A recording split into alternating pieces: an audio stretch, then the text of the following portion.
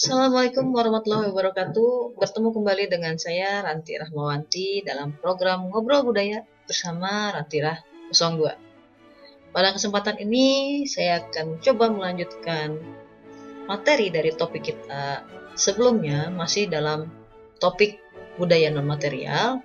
Nah, pada kesempatan ini saya akan mencoba melanjutkan dari materi sebelumnya tentang nilai masuk ke dalam fragmen kedua, yakni tentang norma.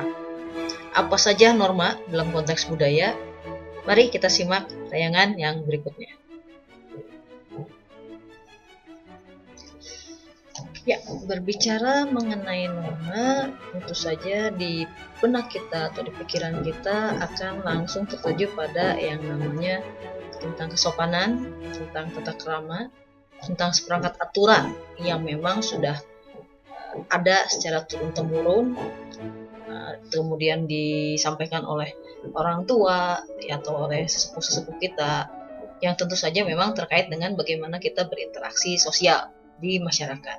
Nah, dalam konteks ini, norma dapat dikatakan sebagai cara-cara yang dapat diterima dan diharapkan bagi semua orang agar dapat berperilaku dalam situasi sosial tertentu.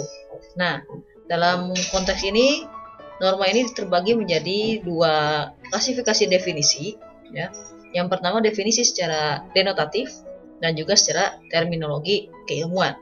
Nah, secara denotatif atau secara kita lihat dari referensi di kamus, norma ini merupakan standar. Ada kata kuncinya adalah standar.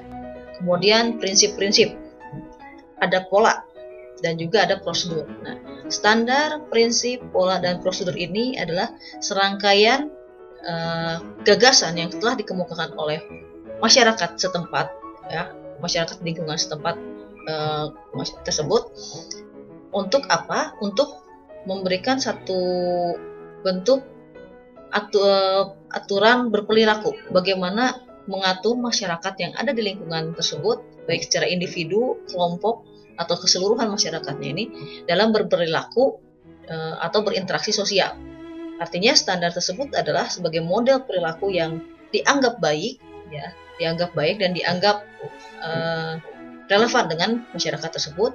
Prinsip-prinsip dasarnya pun sama, sesuai dengan konteks atau kondisi dari masyarakat yang mendiami satu tempat tersebut, dan pola-polanya juga memang sudah disepakati, ya, disepakati oleh masing-masing individu, masing-masing komunitas yang berada di masyarakat. Dan tentu saja norma ini berlaku untuk situasi sosial tertentu. Jadi akan berbeda-beda untuk setiap wilayahnya. Masyarakat yang mendiami satu wilayah memiliki norma tersendiri dan akan berbeda dengan masyarakat yang mendiami satu wilayah dengan latar belakang budayanya. Tentu saja normanya juga pasti akan berbeda.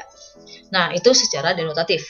Nah, secara terminologi keilmuan hampir sama bahwa norma ini merupakan pedoman bagi perilaku seseorang atau individu. Jadi aturannya, tata caranya, pedomannya, nah ini dalam bentuk norma. Sifatnya tidak tertulis, ya. Ya, berangkat dari definisi norma yang sudah dijelaskan sebelumnya, dan norma adalah sebagai pola, prinsip, dan prosedur dalam berperilaku, maka di sini muncul tipe-tipe dasar dari norma. Nah, ada 4 tipe dasar norma. Yang pertama adalah folkways atau kebiasaan masyarakat. Nah, folkways ini biasanya diturunkan oleh satu kelompok masyarakat dalam sosial tertentu, ya, diturunkan secara lisan, umumnya secara lisan, dan itu atau secara bentuk perilaku, dan itu menjadi kebiasaan yang baku, kebiasaan yang selalu diikuti. Ya, kita kenal mungkin dengan istilah tradisi, ya, tradisi yang selalu diikuti, walaupun tidak tertulis secara jelas, ya, secara hitam di atas putihnya, tapi itu menjadi kebiasaan masyarakat atau cara masyarakat dalam berinteraksi sosial. Itu berkaitan dengan folkways. Kemudian ada mores atau moral. Nah, tipe kedua ini kalau dalam istilah budaya sering dikenal dengan adat istiadat, karena di dalamnya berlaku tentang nilai-nilai kebaikan, norma kesopanan, kesusilaan, dan di dalamnya juga ada tradisi yang lebih banyak berkaitan tentang adab, bagaimana bersopan santun, tata krama. Nah, ini lebih pada moral, bagaimana berbuat baik. Ya, seperti itu. Jadi tipe dasar norma yang kedua ini mores. Nah, kemudian yang ketiga adalah tabu. Tabu ini berisi tentang larangan-larangan yang memang pantang atau tidak boleh dilakukan oleh masyarakat atau individu yang diam di satu komunitas masyarakat tertentu di dalam satu latar belakang budaya. Jadi ada beberapa hal yang memang untuk sebagian masyarakat itu menjadi larangan, tapi mungkin di masyarakat yang lain itu tidak lagi menjadi satu larangan. Misalnya saja di dalam masyarakat perdesaan atau masyarakat yang masih jauh dari hingar-bingar globalisasi, membicarakan tentang hubungan laki-laki dan perempuan, kemudian rumah tangga itu masih dianggap tabu, terutama bagi anak-anak. Tapi beda halnya dengan yang sudah di perkotaan, bahkan itu menjadi satu pendidikan yang harus diajarkan sejak dini. Nah, itu salah satu contoh dari tabu. Nah, kemudian yang keempat adalah hukum. Nah, hukum di sini bukan berarti hukum yang sifatnya tertulis undang-undang dan lain sebagainya, tidak seperti itu, tapi ini mengatur tentang aturan-aturan yang berlaku di masyarakat itu dan memiliki sanksi. Ada sanksinya. Nah, ini berkaitan dengan norma hukum. Jadi hukumnya lebih banyak kepada hukum adat. Lebih banyak tidak tertulis, ya, umumnya tidak tertulis, tapi sanksi dan ganjarannya ada. Mereka memiliki sanksi dan ganjaran. Ya, sebagai contoh, jika ada satu masyarakat yang melakukan kejahatan, maka hukumannya secara adat itu entah itu diasingkan atau dipasung. Nah, itu salah satu hukum yang memang menjadi norma atau menjadi aturan yang harus dipatuhi oleh setiap individu yang ada di masyarakat tersebut, yang ada di komunitas tersebut, yang ada di kompleks budaya tersebut. Nah, itu merupakan tipe dasar dari norma. Jadi ada 4, ada folkways, ada mores atau moral, ada tabu, dan ada hukum. Dan keempatnya saling berkaitan satu sama lain. Setelah tadi kita membahas tentang 4 tipe norma, nah kali ini kita akan coba membahas tentang jenis dan sifat norma. Tetap berangkat dari pengertian atau definisi norma, kemudian tipe norma. Nah, di sini ada jenis dan sifat norma. Ada 7 sifat norma atau norm. Yang pertama adalah perceived, atau norma itu diterima harus diterima oleh masyarakat, segenap masyarakat, karena itu dia sifatnya disepakati. Kemudian sifatnya kolektif atau kolektif norm. Jadi norma ini memiliki sifat kolektif. Kemudian injunktif. Nah, injunktif norm ini adalah norma-norma yang memang dibuat karena ada sanksi-sanksi, ada secara tegas, dibuat secara tegas, ada sanksi-sanksi, ada ganjaran. Nah, ini berkaitan dengan tipe norma yang sifatnya tadi hukum, tipe hukum, ya. Sifatnya adalah injunktif. Kemudian ada yang norma yang sifatnya deskriptif. Nah, deskriptif ini berkaitan dengan bahwa norma ini adalah gambaran dari perilaku-perilaku atau pola-pola yang dijalankan oleh individu dalam berinteraksi sosial di satu lingkungan masyarakat. Kemudian ada yang sifatnya implisit, jadi secara mendalam tidak tertulis, tersirat. Ada juga yang sifatnya eksplisit, dan juga ada norma yang sifatnya intrinsik, artinya banyak hal-hal yang tidak tertulis, ya, yang sengaja dibuat, dan itu juga disepakati. Nah, ini adalah 7 sifat dari sifat dari norma.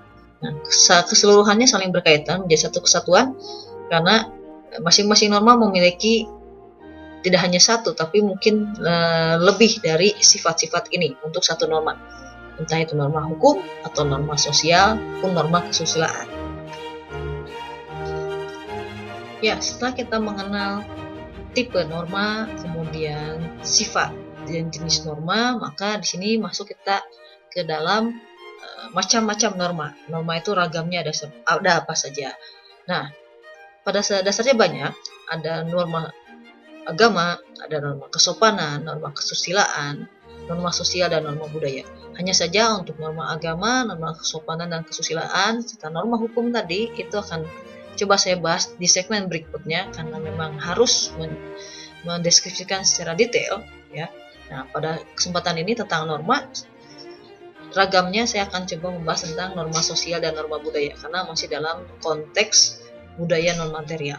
Ya, norma sosial. Nah, norma sosial ini adalah sebuah keyakinan umum dari suatu kelompok tentang cara atau metode bagi anggotanya atau bagi masyarakatnya dalam berperilaku dan bersikap di dalam lingkungan sosial tertentu dan di konteks tertentu pula. Melalui proses sosialisasi, kemudian dari sosialisasi itu menjadi sebuah identitas sosial dari masyarakat dan menjadi pilihan bagi masyarakat itu yang dilakukan secara rasional, secara sadar dilakukan. Nah, ini adalah yang disebut dengan norma sosial. Kemudian norma budaya. Nah, norma budaya ini adalah pola perilaku yang khas dari kelompok budaya tertentu dan berkaitan dengan kecenderungan dari masyarakat ini untuk mencapai tujuan yang sama berdasarkan praktik-praktik ritual dan standar budaya yang memang telah ditetapkan. Nah, norma budaya ini lebih umum sifatnya. Kalau norma sosial lebih khusus karena hanya mengatur tentang bagaimana perilaku dalam interaksi sosial, kemudian bagaimana berperilaku dengan antar sesama, ya. Nah, ini diatur dalam norma sosial. Sedangkan norma budaya lebih kompleks karena dia mencakup keseluruhan dari budaya yang dimiliki di suatu wilayah. Ya, pola-polanya sifatnya umum. Karena apa? Budaya berkaitan dengan bagaimana cita-cita sebuah masyarakat atau suatu masyarakat mencapai tujuannya. Dan memang memiliki standar-standar budaya yang memang sudah ditetapkan secara turun-temurun. Nah, ini berkaitan dengan norma budaya. Jadi, norma sosial sifatnya lebih spesifik, sedangkan norma budaya ini lebih pola perilakunya yang khas dan lebih luas, lebih spesifik, tetapi berlakunya umum bagi satu masyarakat di suatu wilayah atau lingkungan.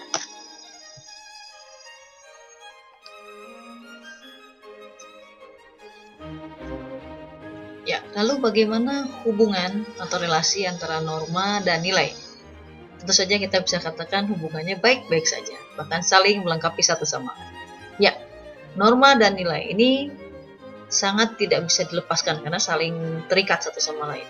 Ya, ada sedikit yang membedakannya secara pengertian, secara definisi agar kita tidak tertukai mana yang nilai, mana yang norma.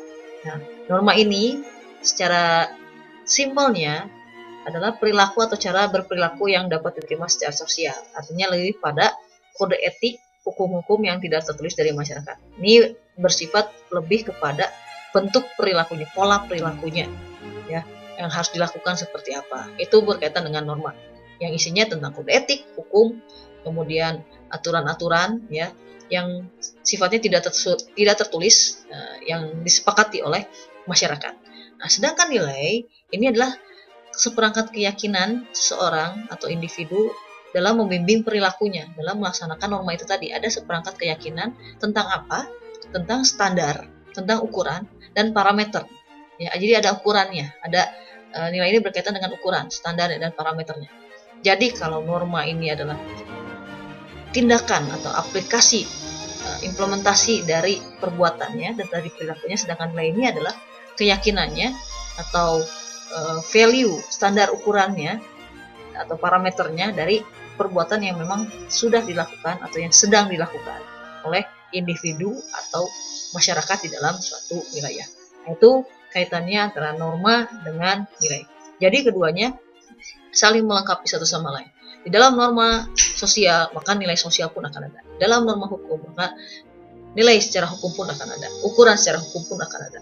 Di dalam norma agama tentu saja nilai-nilai agama itu akan sangat-sangat kompleks, ya.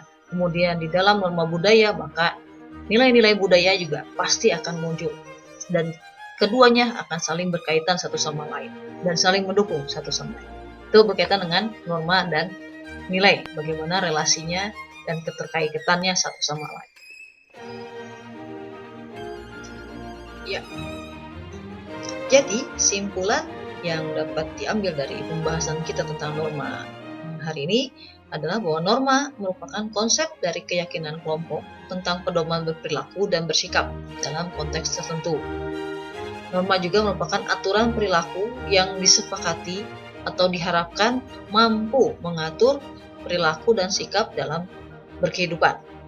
Dan norma juga merupakan cara-cara yang dapat diterima dan diharapkan bagi semua orang agar dapat berperilaku dalam situasi sosial tertentu.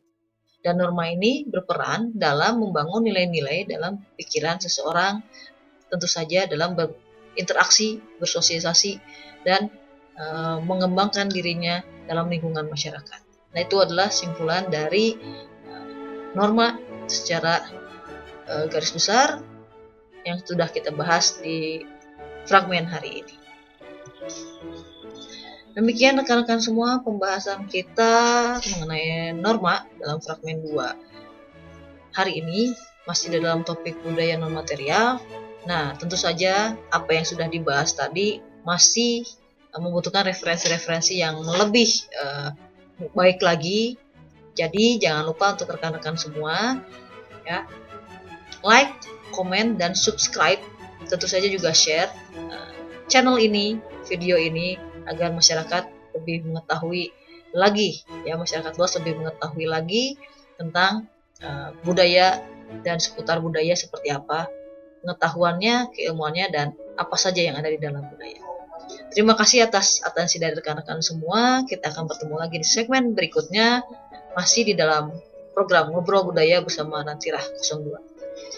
Tentu saja masih banyak kekurangan, saya mohon maaf jika ada kesalahan, karena sesungguhnya kesalahan itu datang dari saya dan yang benar hanyalah dari Allah Subhanahu wa taala. Terima kasih. Assalamualaikum warahmatullahi wabarakatuh.